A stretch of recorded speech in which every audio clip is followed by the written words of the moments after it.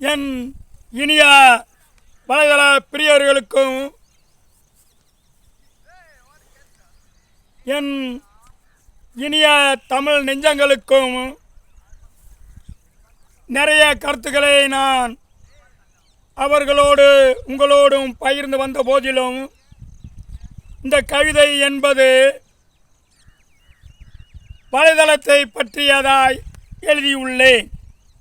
காரணம், வலைதளம் என்பது இன்று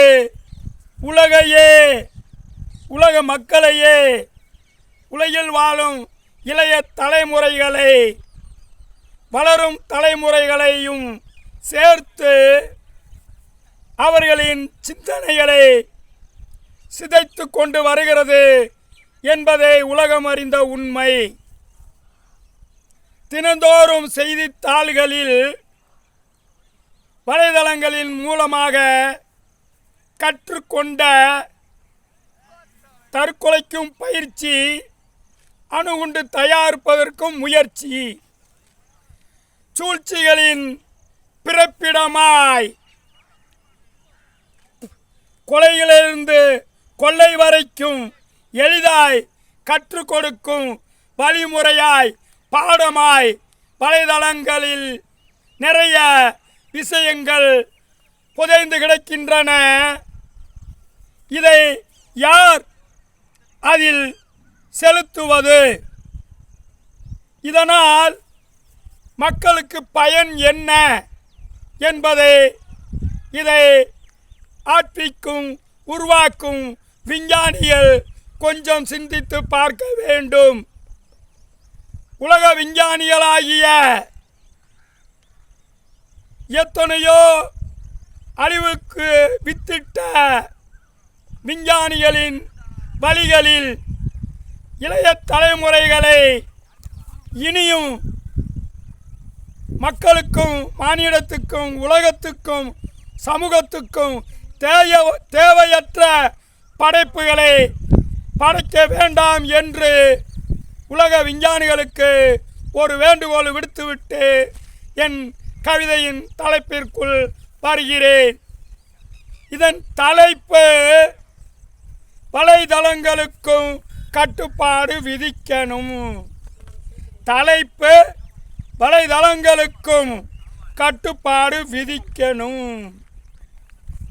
சமூகத்தில் ஆபாசம் பெருகி போச்சுடா, இதனால் பிஞ்சும் நெஞ்சும் நஞ்சாச்சுடா. சமூகத்தில் ஆபாசம் பெருகி போச்சுடா, இதனால் பிஞ்சும் நெஞ்சும் நஞ்சாச்சுடா. இதை சொன்னா கூட கலகமாச்சுடா, காரணம் களி முத்தி போச்சுடா. இதை சொன்னா கூட கலகமாச்சுடா, காரணம் களி முத்தி போச்சுடா. ஒழுக்கம் என்பது விலகி போச்சுடா, இதனால் பெற்ற மனங்கள் கலக்கமாச்சுடா. ஒழுக்கம் என்பது விலகி போச்சுடா, இதனால் பெற்ற மனங்கள் கலக்கமாச்சுடா.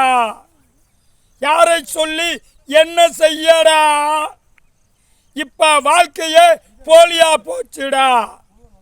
யாரை சொல்லி என்ன செய்யடா, இப்ப வாழ்க்கையே போலியா போச்சுடா. எங்க பார்த்தாலும் பரபரப்புடா, நிதானம் எங்க போச்சுடா. எங்க பார்த்தாலும் பரபரப்புடா, மனித இனத்தின் நிதானம் எங்க போச்சுடா.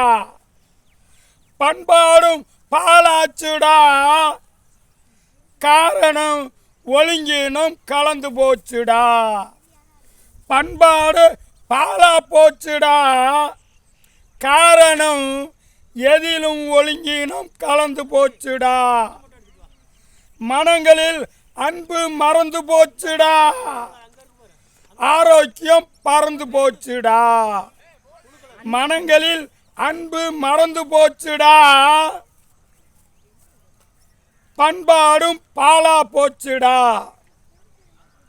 தன்னொழுக்கம் என்ன ஆச்சுடா, அது தண்ணியில் எழுதுன எழுத்தாச்சுடா.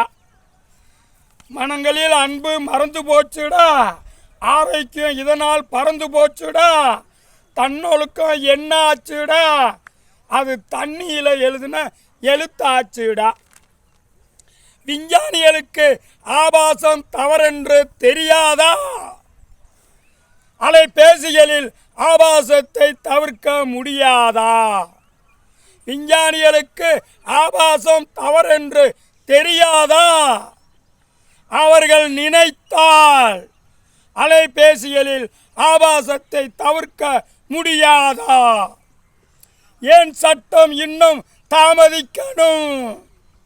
இனி வலைதளங்களுக்கும் கட்டுப்பாடு விதிக்கணும். ஏன் இன்னும் சட்டம் தாமதிக்கணும்?